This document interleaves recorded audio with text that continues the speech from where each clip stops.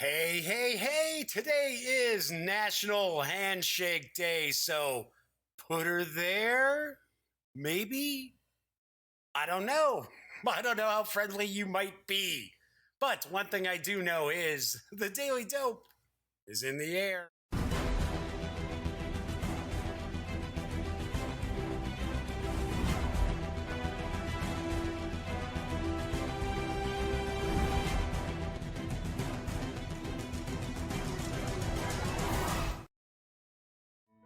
Howdy, howdy, howdy, gang. Yes, I'm Jeff McAleer. I'm back once again as your host here on The Daily Dope.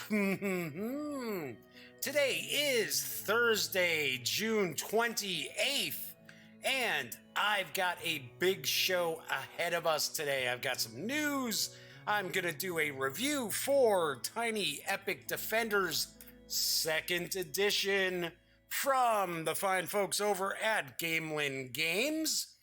And of course, keep in mind that the Daily Dope is presented by my website, thegaminggang.com. So be sure to go over and visit thegaminggang.com because there's loads of stuff that's not covered just here on the Daily Dope.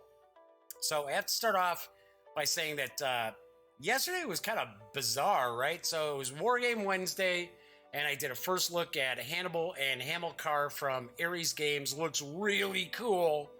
And then I finish up the show and say, well, hey, I'll be back tomorrow, and I hope you enjoy the rest of your Thursday. It's like, no, it was Wednesday, doofus. Jeez, I was like, what's going on here? Although I have to admit, it looks like I'm getting closer and closer to finally completely shaking off the oddball cotton crud that I came down with at Origins Game Fair. And I have been taking some antibiotics that have kind of been wiping me out a little bit. So I don't know, maybe I should blame that, because I did feel like I was starting to kind of zone out a little bit at the end of yesterday's show. But anyways, so got lots going on. Do want to point out this is a live stream. Excuse me. See, I still have a bit of that crap in my chest. But I do want to point out this is a live stream, so if you are watching live on YouTube, be sure to join in on chat if you have a question, comment, suggestion, or if you just want to say hello. Chat is not on screen, but I do see it and I will respond. Plus, of course, on YouTube, after the stream has been rendered and it's saved as a video, if there is a chat going on, it will actually display the chat to the side of the video. So, kind of cool too. So anyway, I got some news today, and I gotta say that fans of Stronghold Games' Terraforming Mars should be very happy right now, because not only is there going to be a new expansion which is hitting just in time for Gen Con, which is called Prelude, but there's even a 4th expansion that's going to arrive in October. And I've got the dope on the Colonies. Terraforming Mars, the Colonies, is the 4th expansion to the smash hit Terraforming Mars, which is ranked number 5 of all time on Board Game Geek. At least right now. Those tend to kind of shift around, but Terraforming Mars is going to stay in the top 10 at least for a long, long time. In previous expansions, we explored the other side of Mars, began work on Venus, and showed a prelude for the corporations working on the projects. Now we move to the outer solar system, including the moons of great gas giant planets and established space stations far out there. You can now see Terraforming Mars in new and greater ways in the Colonies. The expansion moves into the outer solar system, where players establish space stations around the planets and moons in a quest for more resources. Most of the moons are not suited for terraforming, but establishing colonies will improve income and resources for the main goal, terraforming Mars. This expansion will also include new cards and new corporations for the game. If you aren't familiar with Terraforming Mars, and I don't understand how you couldn't be, the game is for 1 to 5 players, ages 12 and up, and plays in around 2 hours. The Colonies expansion is going to carry an MSRP of $29.95 when it arrives in late October. I believe rumor is it might be about October 21st or so. So I gotta say, this is pretty cool. I am glad to see that Stronghold Games is continuing to support Terraforming Mars. It is really an evergreen title for them. And I love the game. I think the game is a blast, and the gang does too. The gang enjoys playing it. Now, I do keep it in my car most of the time, but I have to mention that I don't get to play it as often as I would like with some of the gang, like my nephew Cameron, my brother Greg, some of Cameron's friends from high school, simply because it does normally take us a couple hours to knock out a game. So, but I still like it a ton. I love it. It's excellent. Really, really dig it. And of course, I will be covering Origins, Gen Con this year. So I will be probably talking to Stephen Bonacore from Stronghold Games once again. And of course, we will talk about Prelude as well as the colonies.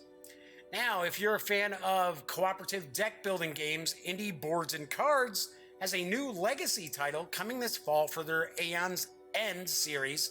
And here's the dope on what's obviously enough titled Aeon's End, or I think it's Aeon. I don't think it's Eon.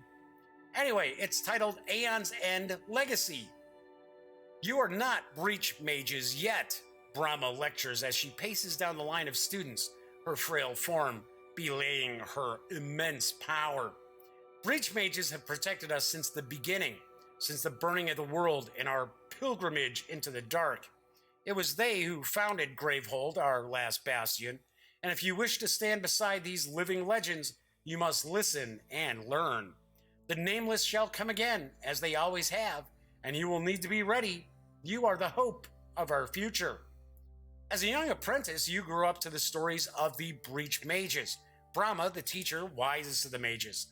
Desmodia, the prodigy, master of great magic. Mist, the stoic leader and tactical genius. Malistar, the magical craftsman. Rebellious, powerful and reckless, perfectly sum up Zaxios. These mages are your heroes, and tomorrow, after your ordeal, you will join their ranks. Each of you must overcome your ordeal to learn discipline and focus, the tools you will need to defend Gravehold. We are nothing without Gravehold. To be a breach mage is to sacrifice your life for Gravehold. Boy, they sure like saying Gravehold. When you die, it will be in defense of our city. Once you understand this universal truth, only then will you be ready to become a breach mage. Aeon's End Legacy uses the same critically acclaimed deck building system made in Aeon's Edge. End. Not Edge. End, Jeff. Yikes.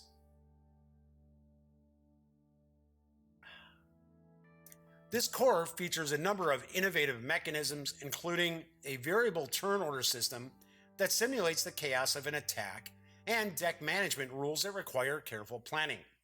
Aeon's End Legacy plays in about 60 minutes per chapter, or game. Players will struggle to defend Gravehold from the Nameless and their hordes using unique abilities, powerful spells, and the help of familiar characters. Aeon's End is not required to play Aeon's End Legacy. Aeon's End Legacy is unlike other Legacy games. It's a full campaign, a standalone game, and an expansion, all in one. Join the adventure today. The game is for 1 to 4 players, ages 14 and up, plays in about 45 to 90 minutes, and will carry an MSRP of $69.99 when it arrives on Halloween, October 31st. So I have to say that I have not played any of the Aeon's End titles, because I know there are a few of them out there. I believe there's a core game, and then I think there's some expansions as well. I have heard good things about it, but one thing I have to point out is, I don't know, Indie Boards and Cards, just their website is terrible. It really is. It's horrible. Now I'm giving you the web address there, but they have not updated that website in forever. So good luck finding out information on like most of their games. So I don't know. I don't know what the deal is with Indie Boards and Cards, because they're always releasing stuff. They're always tweeting stuff. why aren't they doing some updates to their website? That just, to me, it's counterproductive. Don't you want to sell titles? I don't know. But this does look cool, and it's a legacy game, so as a deck building game, I'm going to take a guess as you play various different chapters of the campaign that you will earn new cards to store in your deck.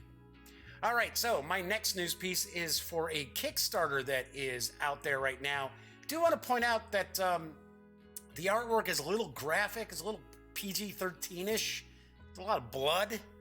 But I do want to point out, if you think trick-taking games are all sweet and cuddly and cozy, think again no more, as Gorus Maximus is currently up on Kickstarter from Inside Up Games, a company I am not familiar with, but I believe they are out of Canada. But here's the dope. Gorus Maximus is a bloody trick-taking game of gladiatorial combat in which the trump suit can change mid-trick. The game can be played player versus player or in teams. Dispatch your strongest gladiators and most ferocious beasts to earn crowd favor. Match the rank of the last gladiator played, and the trump suit changes immediately. Players are dealt a hand of 10 gladiator cards and must contribute 1 gladiator to each bout, each trick. There's a preferred school, trump suit, and the strongest gladiator from this school wins the bout. If no preferred gladiator entered the fight, then the strongest initiating gladiator wins. Players must follow the initiating school if possible, or they may challenge by matching the strength of the last gladiator played, immediately changing the preferred school to that of their gladiator. Players compete to collect gladiators with positive crowd favor and avoid those with a negative favor. Boo! The player with the highest favor at the end of the round earns 1 crowd support. First player to earn 3 crowd support has won the support of the masses and earns the title champion of Gorus Maximus. Now, Inside Up Games does have a Kickstarter video I'm going to share with you. Runs just under 2 minutes. So kick back and take a peek.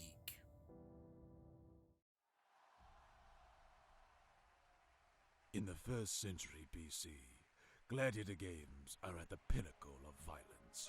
Craving more political power, you excite the masses by announcing Gorus Maximus, exceptionally bloody games. You recruit them for 2 to 8 players. Rounds are broken into bouts. The first bout establishes which school is preferred, and the first gladiator led shows the initiating school. You must play from the initiating school if able. You may challenge by matching the rank of the last gladiator played. When you challenge, the preferred school will change immediately to that of the new gladiator. Bouts are won by the strongest preferred gladiator, and if none present, the strongest initiating gladiator. But don't forget your audience. Collect gladiators with positive crowd favor. Avoid those with negative favor. Once you have exhausted your troop, you will tally your support, hoping to win a token from the crowd.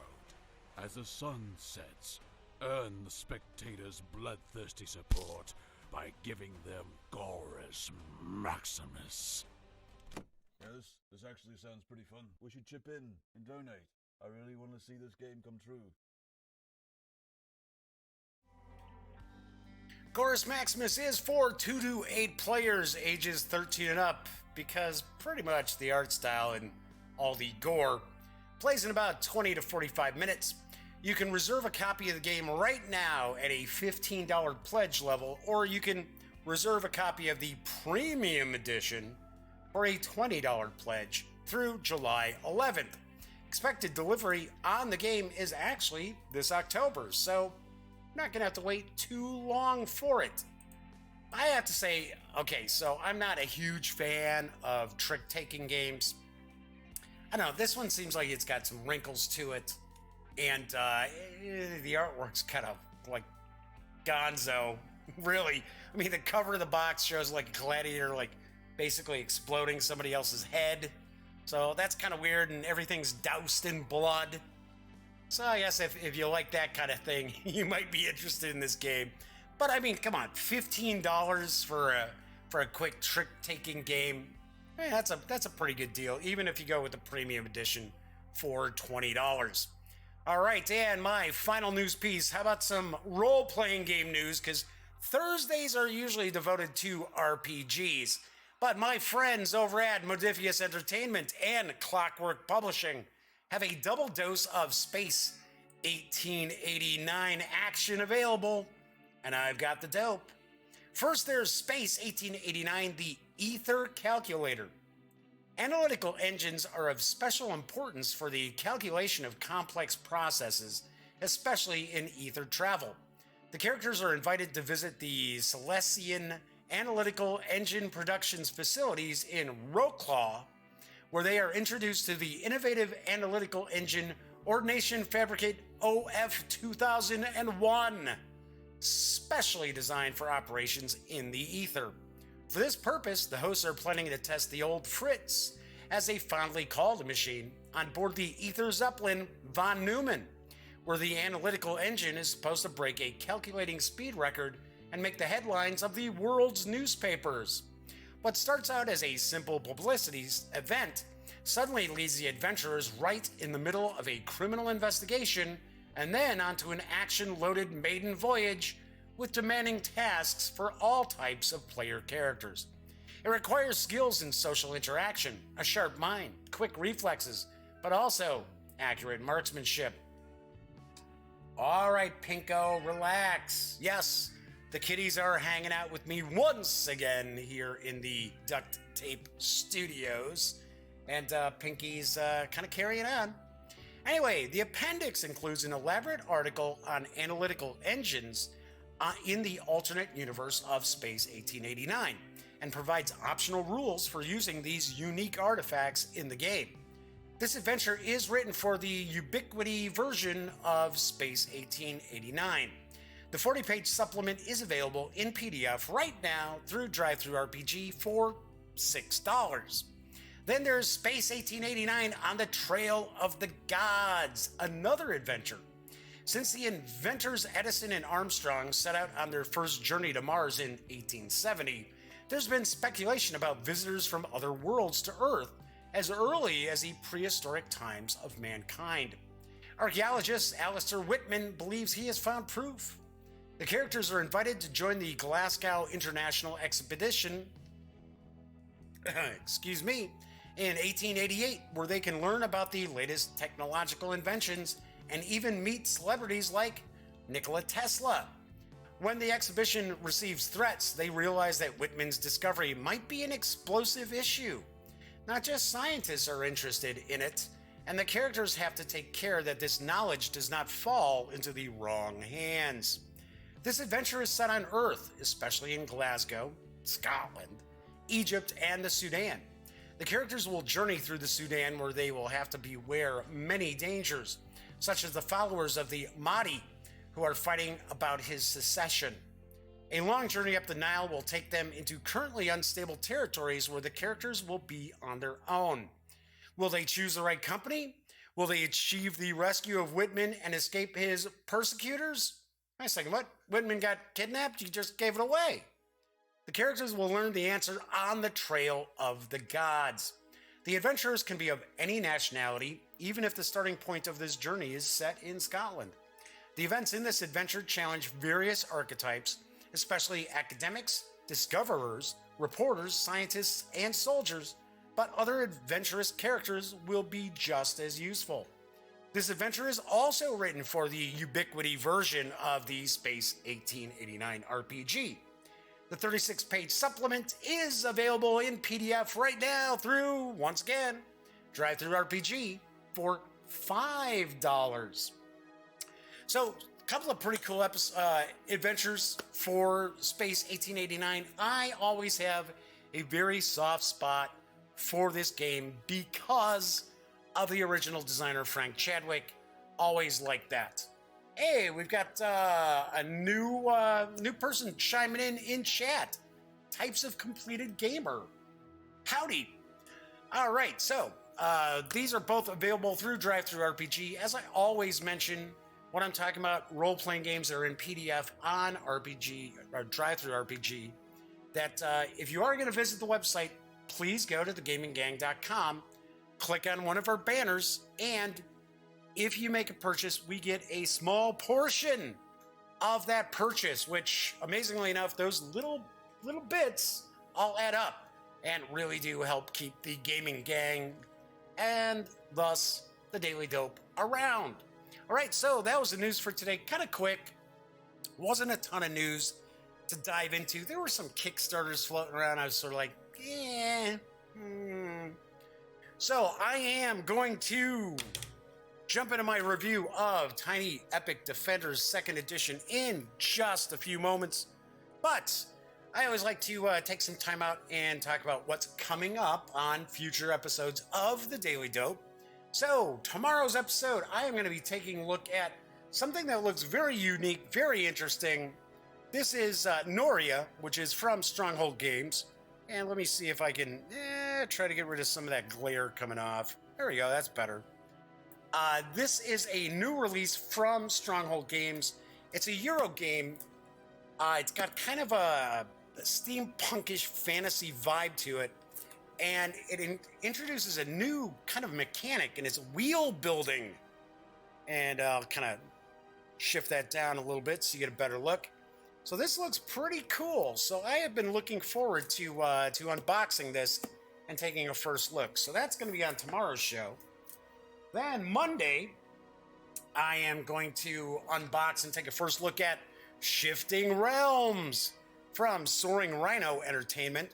I've been mentioning this all week long that I had an opportunity to interview Craig Van Ness from Soaring Rhino. Those in the know already understand that Craig was the lead designer on Heroescape, excuse me, back in the day. So I'm looking forward to this. This looks pretty cool. This looks really pretty interesting.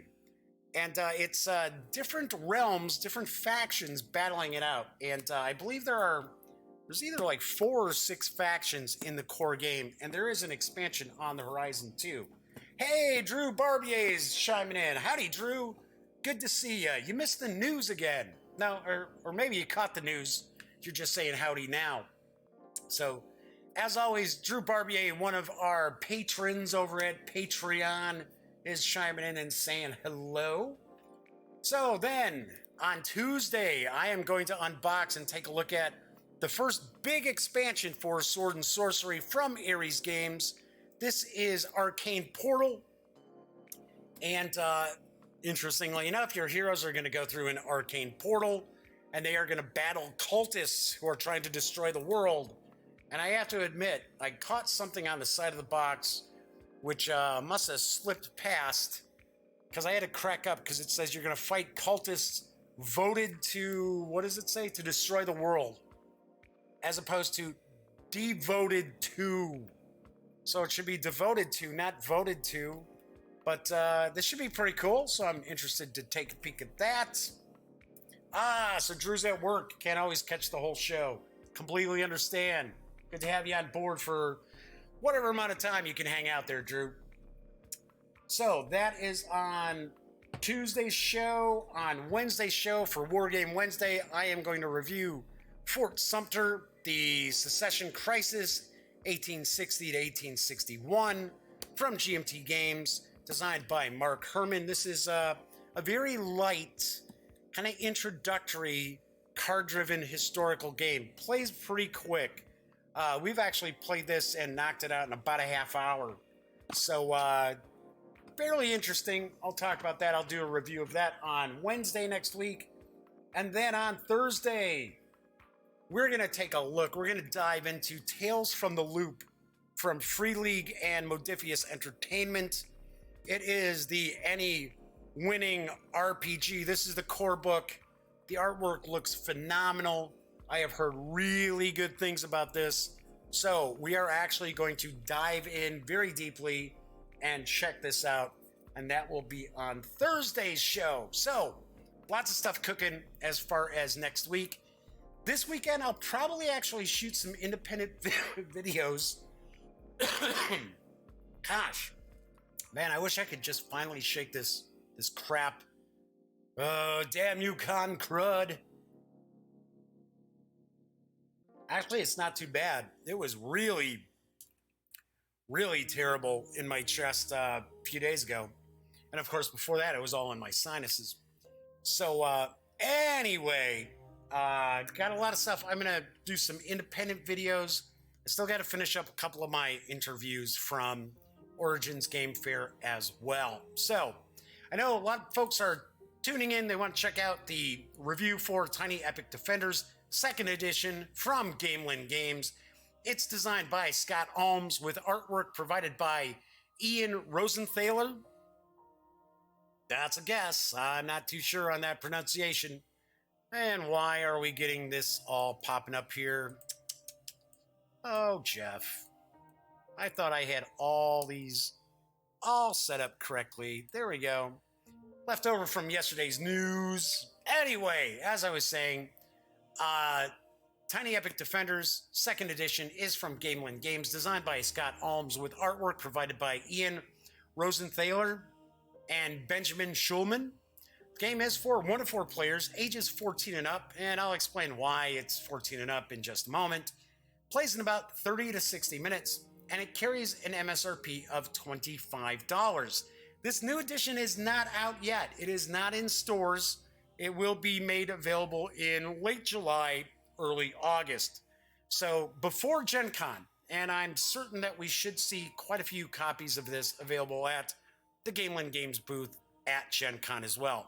So I'm going to switch over to the other camera here, and we're going to kind of dig in and start taking a look. So I've got the game set up, and I'm going to kind of explain how to play the game and also kind of show off some of the components, because I did not do an unboxing video for the game. As you can see, if you're familiar with the 1st edition, which I am not, I'll be the first to point out that I do not have a ton of experience with all of the Tiny Epic games out there. I have played Tiny Epic Western. In fact, I've got it right over here. Really, really dig Tiny Epic Western. Just played a few games of Tiny Epic Galaxies at Origins because my best friend Elliot Miller over at voiceofe.com got a copy of that for review. Really, really enjoyed it.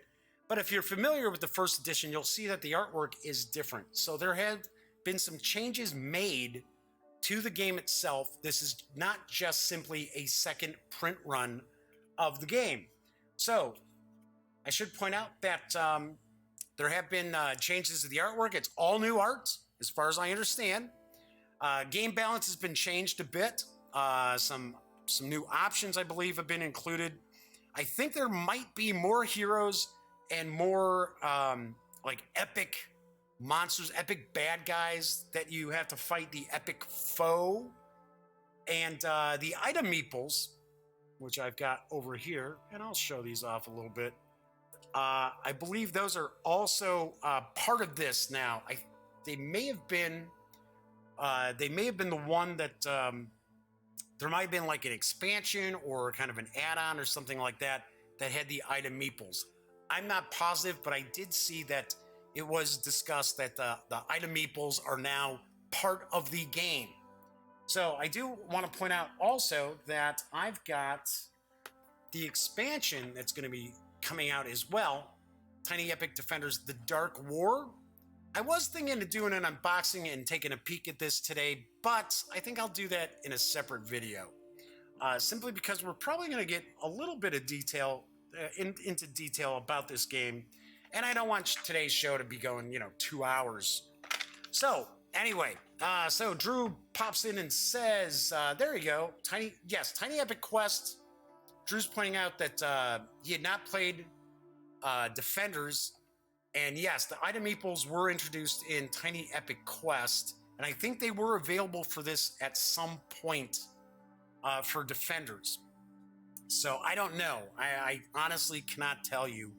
But the information that I've seen, strangely enough, the way it's presented is that the item meeples are now part of this core edition, which would lead me to believe that maybe they they were available in some sort of way previously. So this is a cooperative game, which is a little unusual for the Tiny Epic lineup of games, or at least the ones that I have played. Normally, you're looking at, every player's out there, for themselves. This is a cooperative game. So what you're going to do is you're going to set up the realm, and I'm going to move some of this stuff out of the way. And I do have things kind of squeezed in so that everything is on screen, just about. Yeah, everything's pretty much on screen. So you're going to lay out your realm. So in the middle of the realm, you're going to have the capital. So each of these areas, each of these regions are going to surround the capital. So the capital is pretty much the main thing you're trying to save in this game. If the capital gets destroyed, then your game is over. So you're going to see these cards for the regions are dual-sided. Most of these are the outer regions over here. Those all have special abilities that change. They're different on each side. So there's one special ability on one side and a different special ability on the other side. The capital does not have that. The capital has the same ability on both sides. Whereas if your defender, if your hero begins their turn in the capital, then they get all of their health back. So you're going to set the capital down here, then you're going to randomly determine 2 outer regions to put next to the capital. So here I've got the ruins and I've got the forest. And I will just bring this a little closer here. So if you're taking a look at this card, so in the lower left corner, you're going to see the icon. So that's the icon for the forest. Then you're going to see what almost appears like flavor text. That is the special ability that this location has that your hero can activate. And as I mentioned, it's different on each side. It doesn't matter which side you use. So it's not as if you use side A makes for an easier game and side B makes for a more difficult game. It doesn't matter. So you can randomly determine which side of the region, I should say, that you're going to use.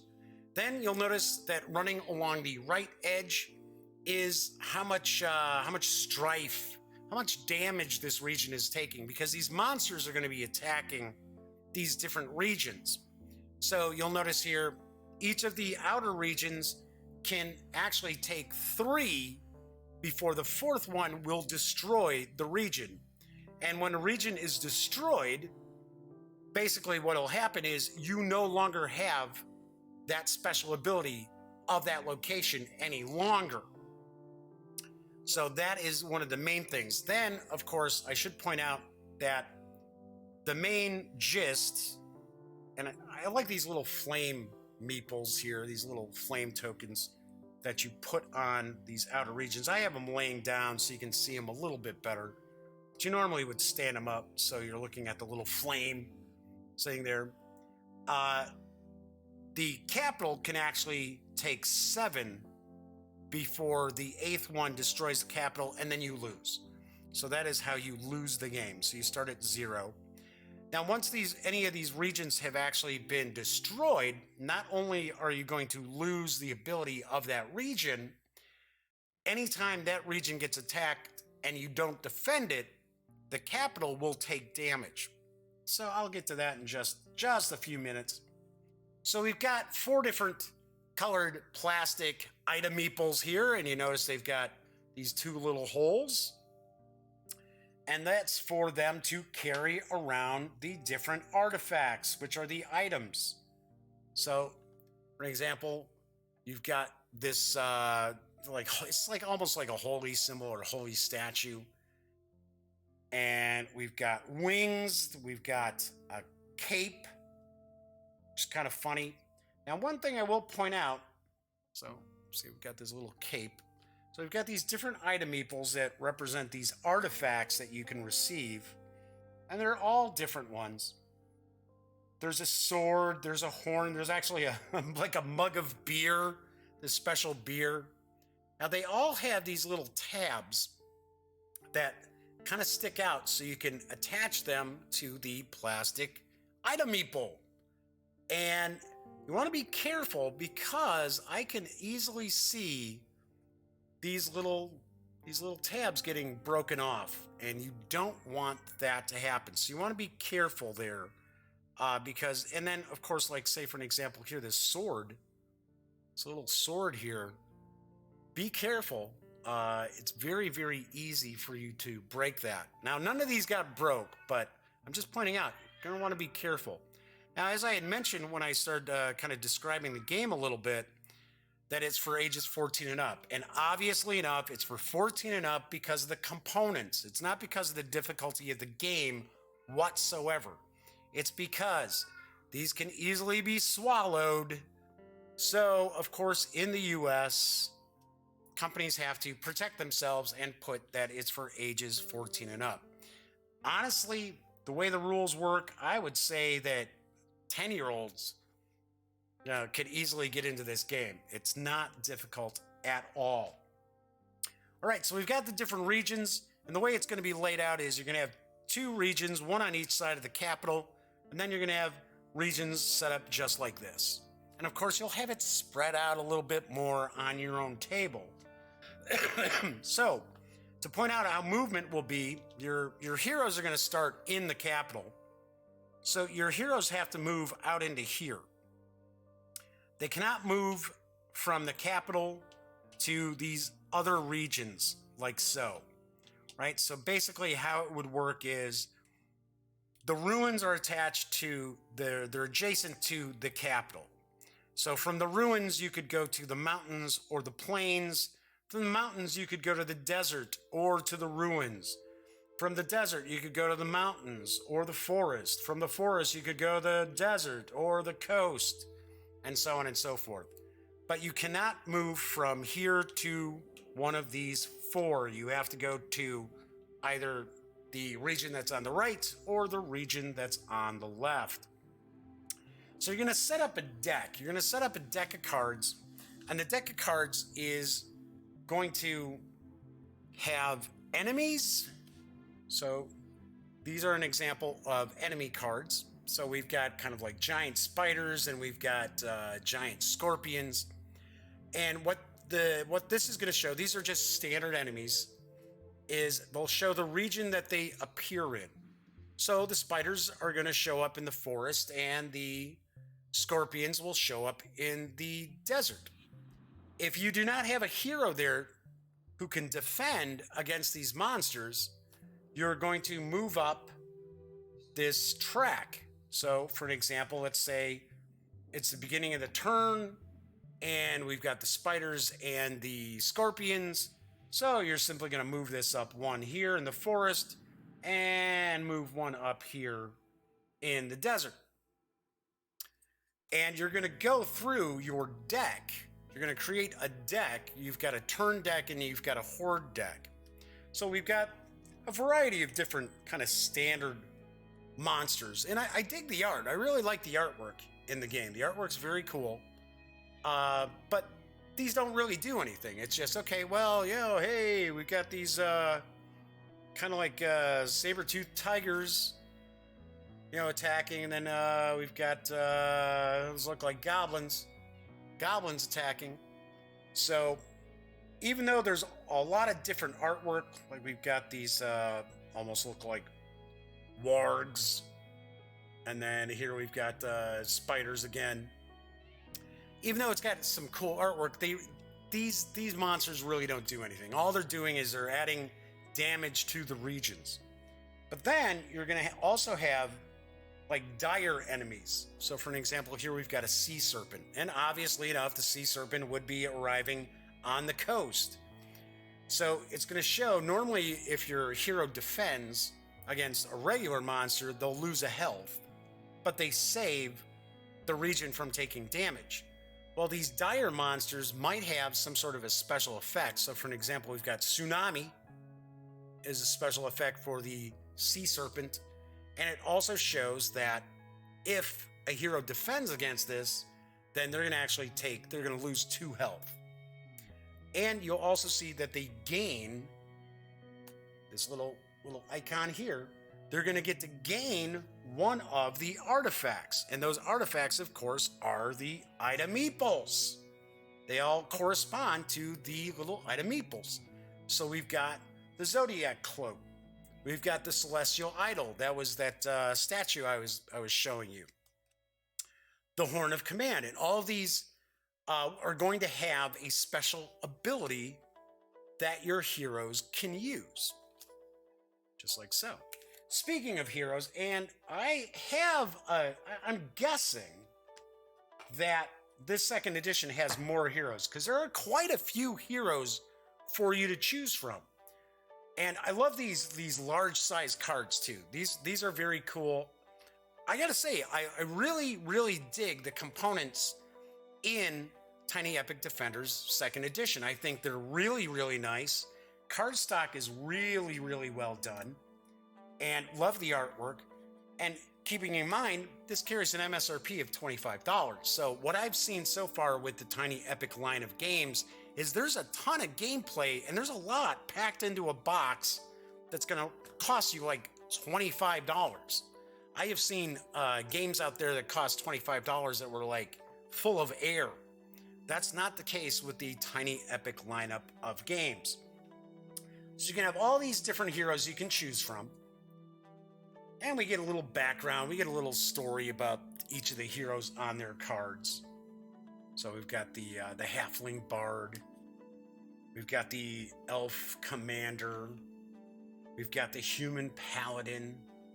Strangely enough, being someone who follows a lot of fantasy games and fantasy RPGs and stuff, for some strange reason, it seems like whenever I see paladins these days, they tend to be female. I thought that's kind of weird. See a lot of, it's cool artwork, don't get me wrong, and I've seen some really cool art. For some strange reason, lately when I see the depiction of a paladin, it's usually a female paladin. So we've got a Dark Elf Ranger. So if we flip the card over, this is the side you're going to really play with. You're going to have out all the time. So if you notice, along the left side of the card is a track. That's your health. So it's going to keep, track your health. You're going to start off with 4.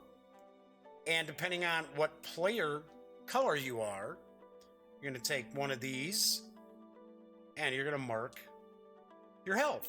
So for an example, Nira, the Dark Elf Ranger, would have 4 health. And as you lose health, you're just going to move it down the track like so. Pretty easy. And when you hit 0 on your hero doesn't die. They're just exhausted. So they can't do the most important things that the hero normally will do in the game. So when you become exhausted, you need to find a way to be able to get back to full health, get some sort of health, because you won't be able to secure an area. So to drop this track down, which is very important, you won't be able to use an ability and you won't be able to defend. All you can do when you're at 0 is pretty much just move. So you're going to want to find ways to be able to get health back to your hero. And of course, the main way to do that is usually to return to the capital city and then begin your next turn in the capital city. So here on the hero card, it's going to tell you, okay, so what kind of actions can you take? So everybody can do the same thing. You're going to, each of the characters will start off with 3 actions on their turn that will change when one of these regions gets destroyed. Once a region gets destroyed, then you now have 4 actions for the rest of the game. So you can move. So you can use 1 action to move to another location. You can defend. So you can defend an area. You can, well, I should say you can fight. You can fight the epic foe. You're going to be in an area when the monsters attack to defend. It doesn't take an action to do that. I meant to say fight the big baddie. You can use an ability. Now you can use an ability that you have, that the character has, or an ability that your artifact that you may have would have. Or of course, you can also activate the special ability of the regions as well. So, also shows you defending, also shows you sacrificing. So, this character here could sacrifice 1 health to get an extra action. And their special ability is that they can actually secure, which is moving these down from an adjacent location. So if we're saying that this is the red meeple, if this character here is the red meeple here, then as an action, they could reduce either here, they call it securing, but actually what you're doing is you're reducing the damage in that area, either here, here, or here. Now, one thing I do want to point out, in the capital, you can't just sit there and spend your actions to lower this. You actually have to have either some sort of a special ability or a special artifact to do that. So it's important for you to try to make sure that you're not getting damage into your capital, because it's very difficult to bring that back down unless you have special ability, or if you have the artifact that does so. All right, so that's, as an example, that is one of the hero cards. So we'll just take 2 heroes as an example, and I'm going to just kind of plop these guys right over here. Try to squeeze them into the shot.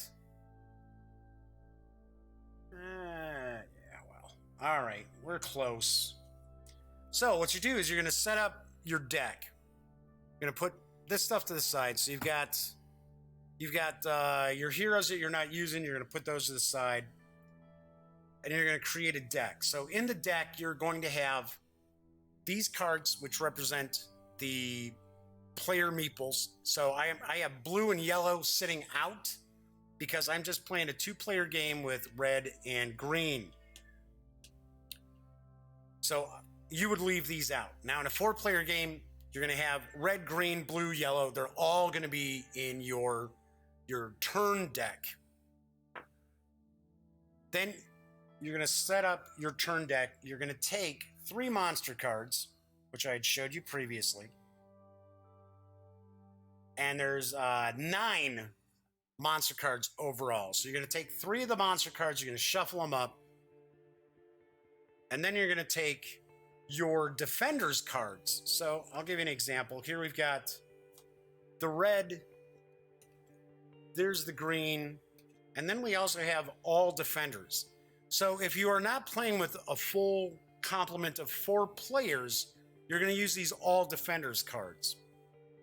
So for an example, if you're just playing 2, you're going to get 2 players, I should say. You're going to have 2 all defenders cards. If you were playing with 3, then you're only going to have 1 all defenders card. So when you first start the game off, you're going to have 3 monsters up top, and then you're going to have your heroes cards. Now this is only in the first turn.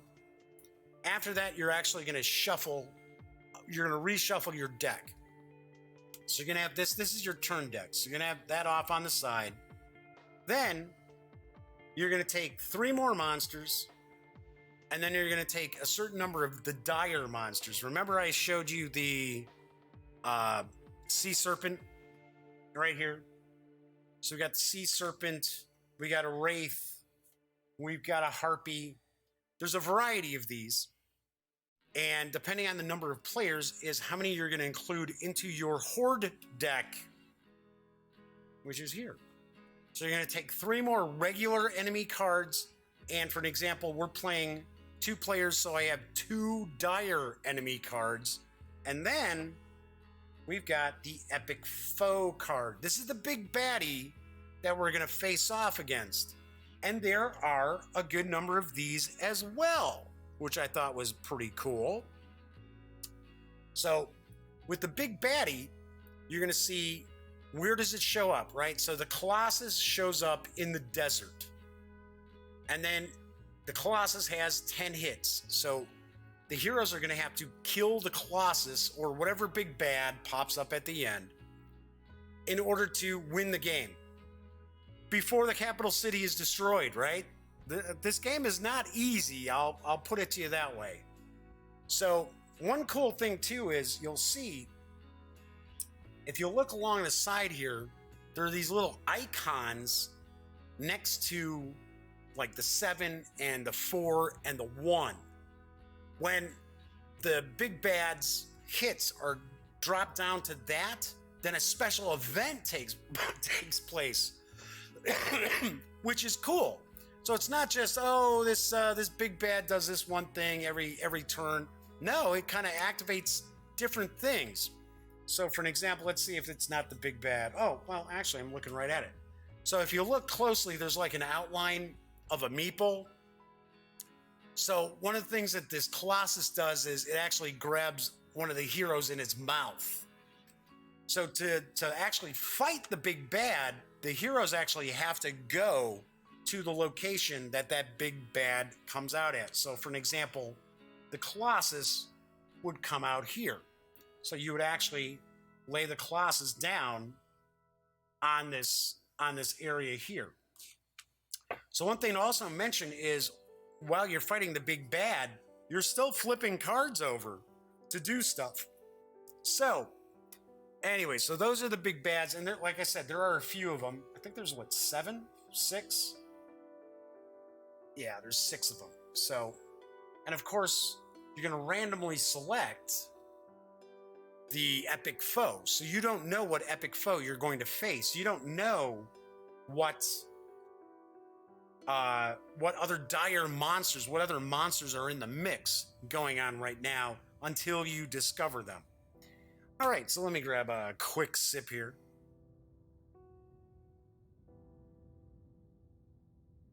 And I'll just kind of show you how the game plays. Got everything down here. Super easy to learn.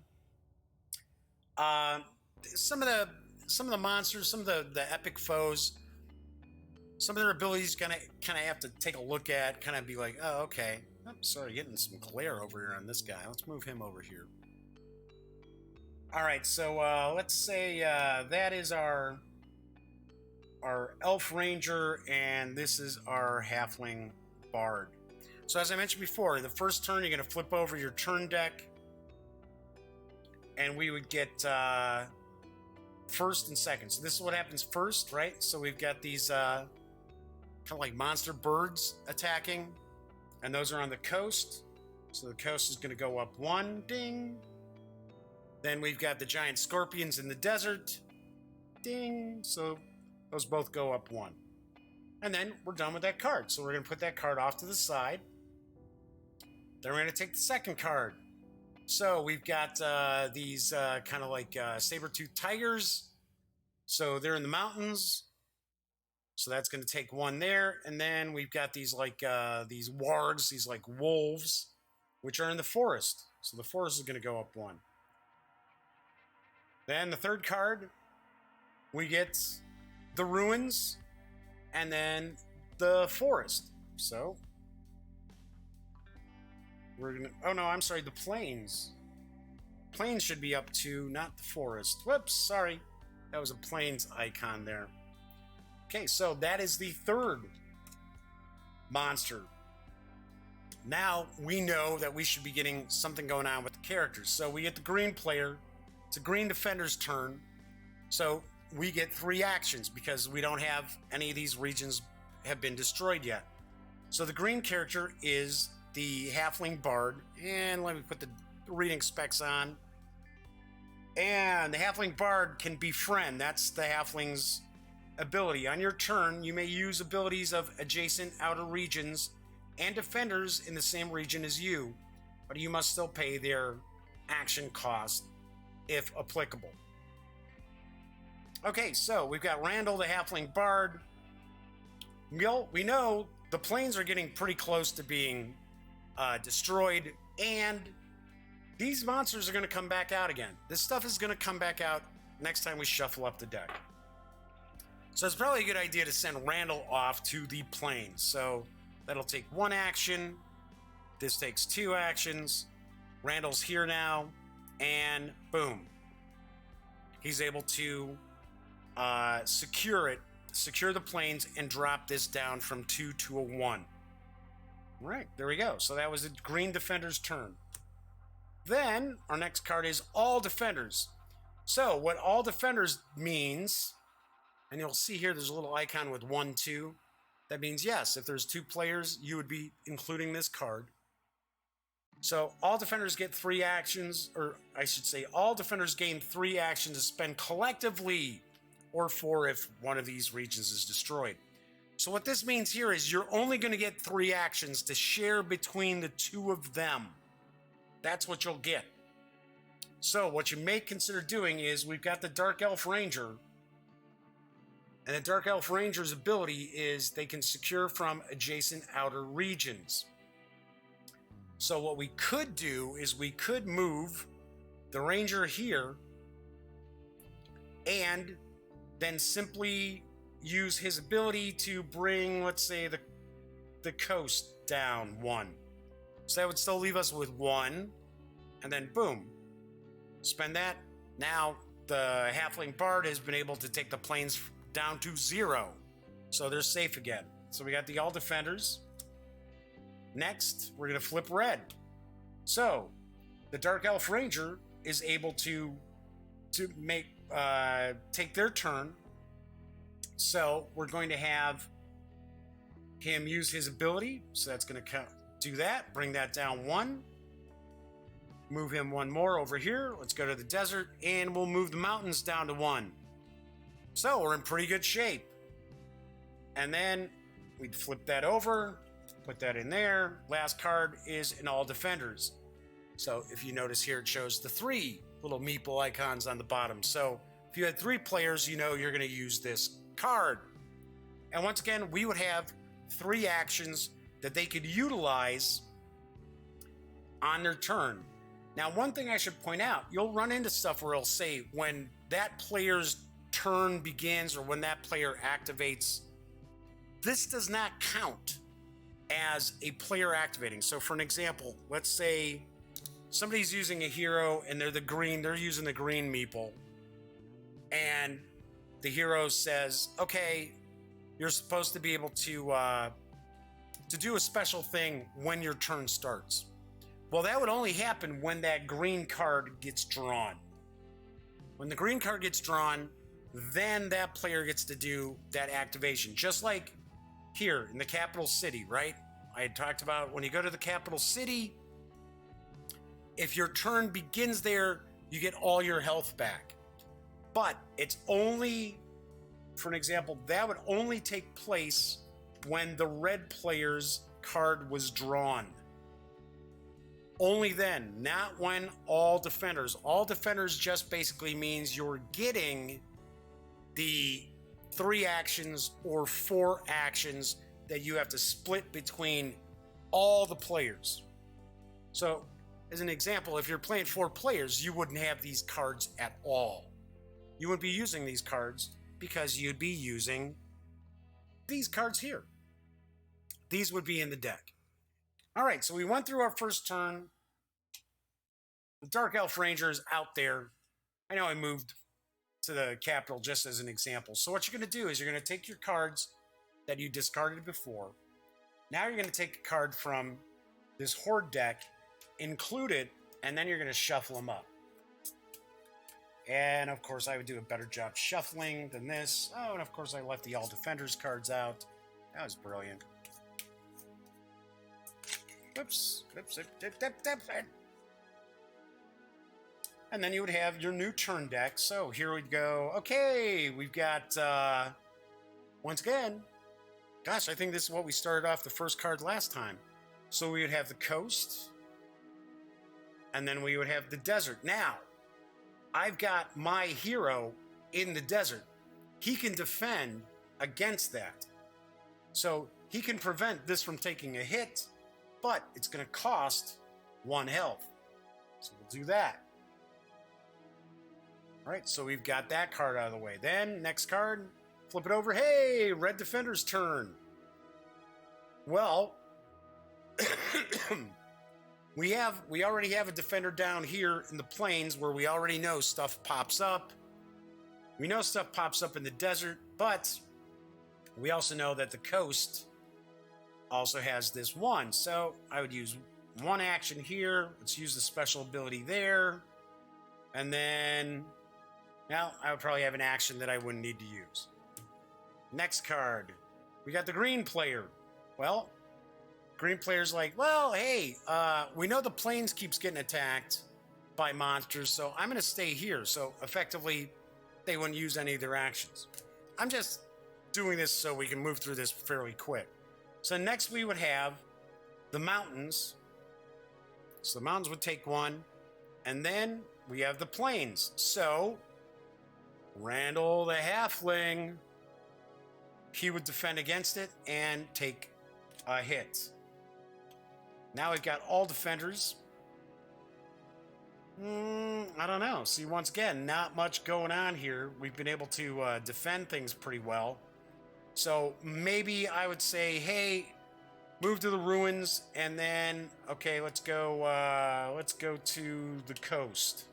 Or no, let's go to the desert. And then have one left over. Or use one of these special abilities. Flip the next one over. We've got the ruins, which we've got the halfling bard there, so he can protect against that. And then the plains again, so this goes up. So what you're doing as you're playing, as you're going through the deck here, now granted, you're going to get new cards from this horde deck pop in, but you're going to kind of get a feel for, okay, where are these monsters popping up? And sending heroes there to kind of wait for them to appear to attack. So then we've got all defenders again. So what we might do is we might actually have the Dark Elf Ranger use their ability to bring this down 1 to back down to 0. Maybe bring this guy over here, the halfling over here, bring that down to 0. That's our 3 actions. And then we've got the forest and the coast. So we take our cards again, take our new card from the horde deck, and shuffle these all up, and we rinse and repeat. Now, what ends up happening is, let's see if we got one here. We should. Yep, there we go. So we've got, for an example, the giant wasps. So this is a dire enemy. This is a bigger bad. So they show up in the plains. They sting. You can defend against them, but it's going to cost you 2 health, and then you gain an artifact. The only time you ever gain an artifact is when you defend against a dire enemy. So what eventually will happen is you'll have, because every turn you're going to continually go through this deck. So just as an example, let's say the giant wasp came up next. So it says,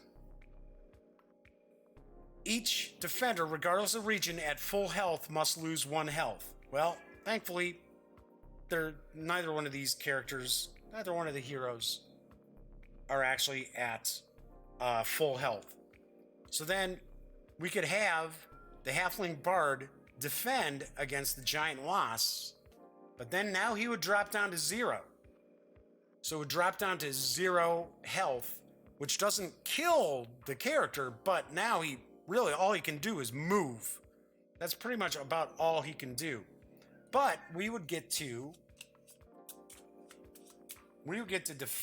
draw an artifact card, Wings of Zephyr, which you'd spend 1 action to move to any outer region. And then you would go through your little item meeples. Those are the Wings of the Zephyr, or Wings of Zephyr. And you would attach them to your meeple, like so. So effectively, each hero can have one item that goes on their back and 2 items that go in a hand. So you could have this shield and then this horn, and that would be your little meeple hero, which I kind of get a kick out of. I think that's pretty funny. So I thought that was kind of cool. So once you get to the point, but now if you notice with that giant wasp that came out, if that had been the first card and we had Randall, the halfling bard, fight the giant wasps, well, now he'd be at 0 health and we'd be like, okay, great. Now he can't do anything until the green card comes up. And then when the green card comes up, he really basically has to move to the city to try to get his health back, which he wouldn't get until the next turn.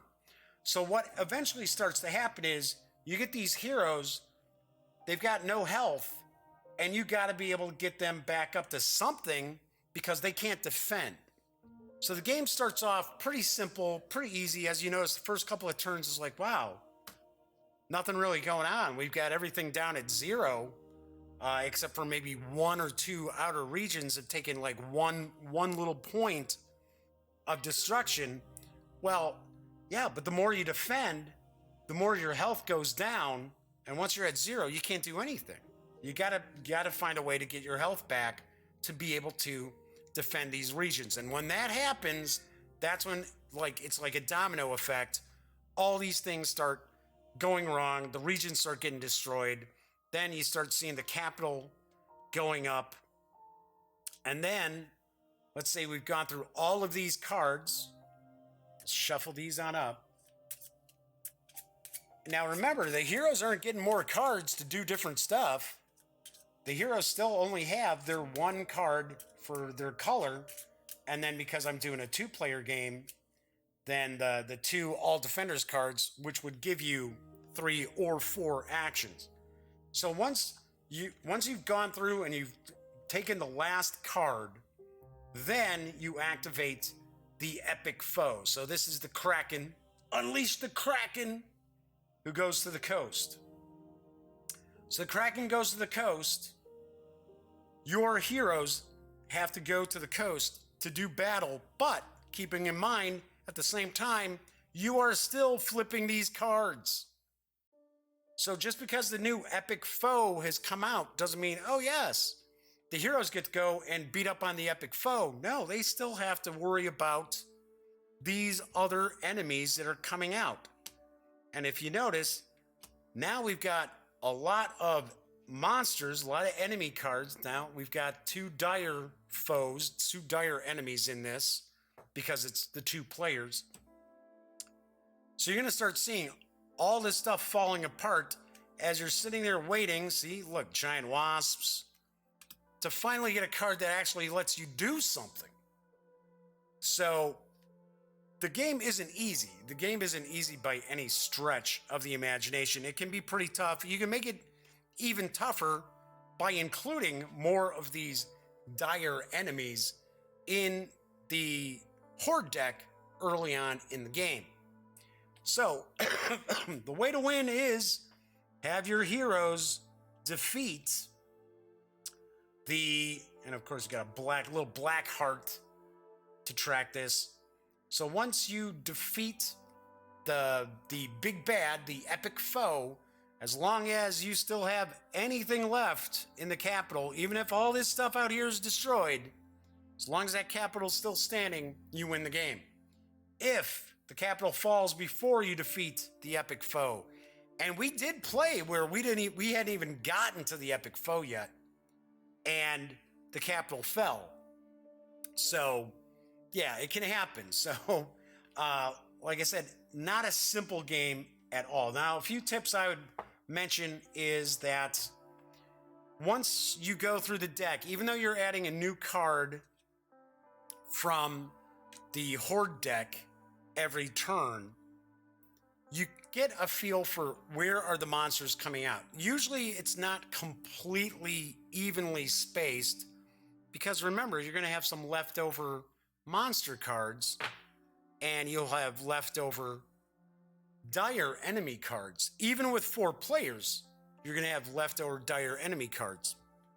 So what you'll do is you'll find that, for an example, just in the first couple of turns we played through real quickly, we saw that yes, the plains was getting hit, the desert was getting hit, really didn't have anything going on in the ruins or the mountains. So what you start doing is, okay, well, I want to make sure I've got a hero here and a hero here. Just like you'll see when the dire enemies come out, they come out in one location and they're going to continue coming out from the deck. So for an example, we had the giant wasps that went into the plains. Well, you just hang out in the plains trying to defeat them. Problem is, you're still going to be taking damage. You're not going to be able to hang out there too long because you're eventually going to have all your damage, all your health knocked off. You're going to have to go heal back up.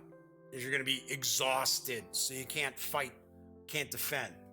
So just to point that out. So what tends to happen is you tend to keep an eye on what cards are coming out of the deck and try to have a hero or two, especially in a 4-player game, kind of hanging around those locations that the monsters seem to be coming out a lot and basically swapping out. So for an example, say we were playing a 4-player game, you might end up where, okay, well, the green hero, we keep getting hit in the desert, he's at 0.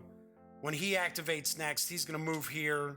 And then when the blue activates next, the blue moves out there because he's all healed up, things like that. So that in itself is pretty much how the game plays. So what are my overall thoughts about Tiny Epic Defenders? Well, as I mentioned before, I really like the components. I like the components a lot. I like the artwork. I think there's tons of stuff jam-packed in this box. As far as the gameplay itself, and I have to admit, I think it's not really the fault of the design, more that it's about the sort of games I enjoy. And I like cooperative games.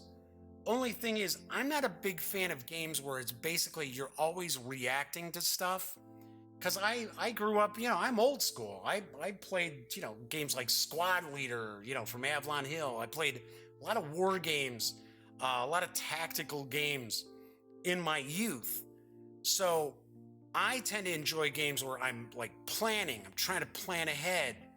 That's why, for an example, we played Tiny Epic Galaxies a few times, just granted 2-player games, but played that a few times at Origins with Elliot and loved it. Thought it was great because once again, you're planning stuff. Whereas with this, it's all reacting. It's all reacting to what's going on. Okay, oh, hey, this region is getting close to being destroyed. Got to make sure I get somebody out there. We got to get somebody out there to save that before it goes up. Oh, well, we noticed that this epic foe keeps coming out and he keeps coming out to the mountains. So, okay, we'll have somebody sitting over there, sitting in the mountain area, waiting to take them down. It's all reactionary. It's not proactive. And that's something I'm not a huge fan of. That's why a lot of people love Pandemic. They just love the hell out of Pandemic. To me, Pandemic's like, because once again, it's a game that's reacting. It's what I sometimes refer to as, I'm not playing the game's playing me. So, but that doesn't make this a bad game at all. I'm just saying that this just, as a reactionary game, it's just not my kind of style. I'm not saying I dislike it. We had fun playing it. I would recommend, even if you're playing with, say, 2 players, use 4 heroes. Simply because you want to make sure that you have the ability to get the extra actions. Those extra actions, even though they're not that important early in the game, like even doing the 2 quick turns, I was like, well, okay, so we have an action left over, don't have to bother using it. Well, once things get rocking and these regions start taking on damage and they're getting close to being destroyed, you want every action you possibly can. Even if you're playing solitaire, I say use all 4 of the heroes because you also want those special abilities too. That's another thing to keep in mind as far as the heroes. The heroes have a wide variety of different abilities. Take a look at the abilities. Try to see what characters kind of complement each other as far as their abilities as well.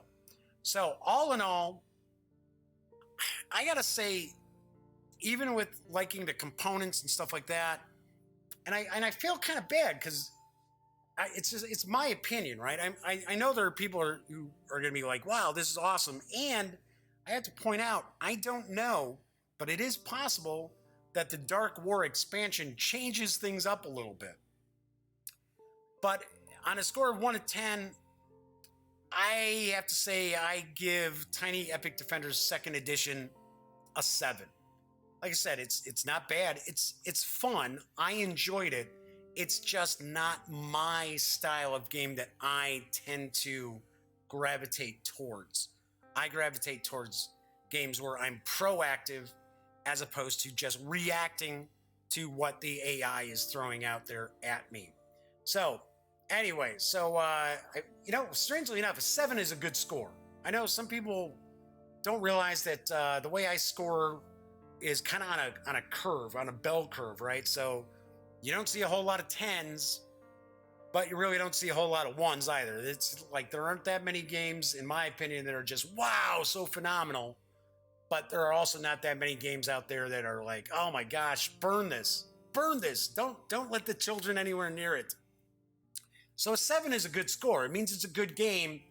It didn't wow me. It just didn't knock me for a loop, which I was kind of surprised. I was a little surprised because everything I've run across from Gamelyn Games, in my opinion, has been really, really good. Exceptional even. But I think the main thing, and I'm, kind of harping on it a little bit, it's just not the kind of game that appeals to me. A lot. I mean, I'm not saying I wouldn't play it again. I enjoyed it. It's just not the sort of game that I'm going to be like, wow, I got to pull that off the shelf and play it with the gang again. All right, so there you have it. Actually went quite a bit longer than I thought it would, but you know me, I just ramble on. So that's it for today's show. When you're not watching the Daily Dope, be sure to visit thegaminggang.com for all the latest in gaming news, reviews, comics, movies, TV. Come on, by now you know the drill. Get your geek on at thegaminggang.com. I will be back again tomorrow. And yes, today I'm actually realizing that today is Thursday. So until I return tomorrow, enjoy the rest of your Thursday. And as always, thanks for watching.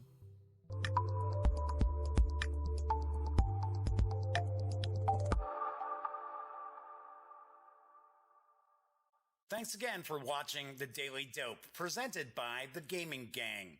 If you like this episode, be sure to give it a quick thumbs up. And if you dig the channel, please subscribe.